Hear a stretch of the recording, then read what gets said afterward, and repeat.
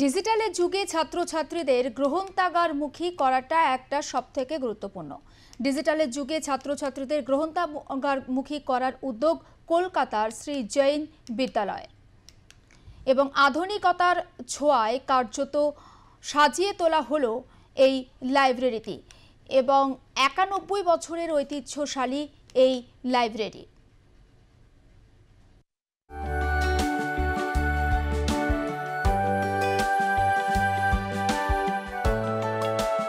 Digital যুগেও পড়ুয়াদের গ্রন্থাগারমুখী করার উদ্যোগ কলকাতার শ্রী জৈন বিদ্যালয়। 91 বছরের ঐতিহ্যশালী এই স্কুলে 60 বছরের পুরনো স্মৃতি বিজড়িত গ্রন্থাগারটি আধুনিকতার ছোঁয়ায় নতুন আঙ্গিকে পুনর্নির্মাণ করা হলো।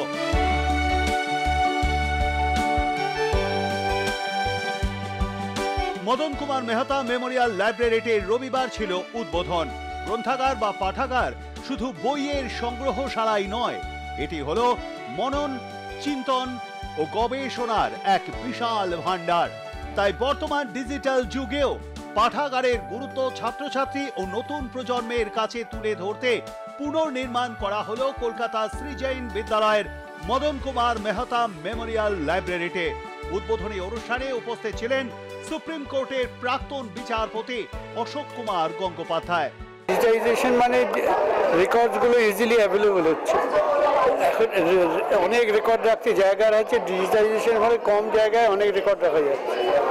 গুরুত্ব তো কমছে না, প্রিজার্ভেশন বেটার হচ্ছে, ওল্ড রেকর্ডস আরও ইজিলি পাওয়া যাচ্ছে। গুরুত্ব তো কমছে না, গুরুত্ব তো বাড়ছে।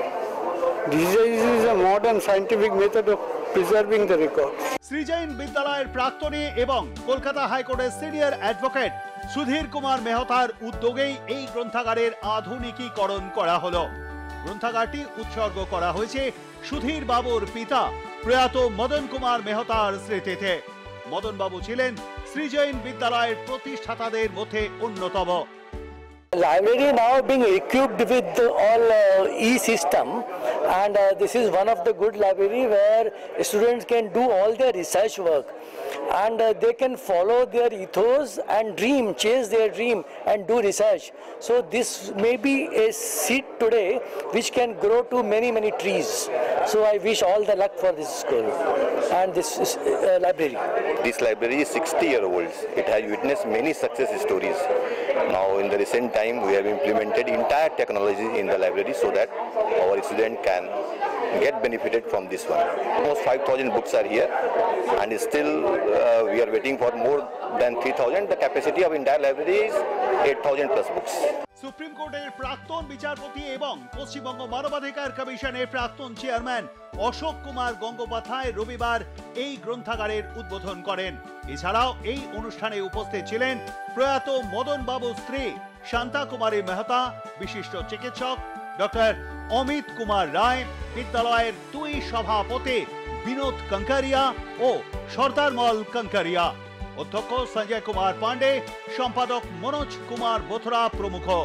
বিদ্যালয়ের নবনির্মিত গ্রন্থাগারের উদ্বোধন শুধু একটি পরিকাঠামোর উন্নয়নের প্রকল্প নয়, বরং আগামী প্রজন্মের জন্য এক অমূল্য সম্পদ হিসেবে আত্মপ্রকাশ করল। ক্যামেরায় উৎস রায়ের সঙ্গে নাজিয়া রহমানের রিপোর্ট, আটলাস নিউজ, কলকাতা।